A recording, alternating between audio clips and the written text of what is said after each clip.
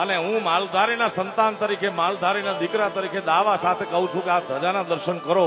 તમારો જિંદગીમાં ધજાગરો કોઈ દી નહીં થવા દે. આ ધજાના દર્શન કરશો તો એવી તાકાત છે આ વડવાળા દેવની ધજાની. કારણ કે મારા વડવાળા દેવ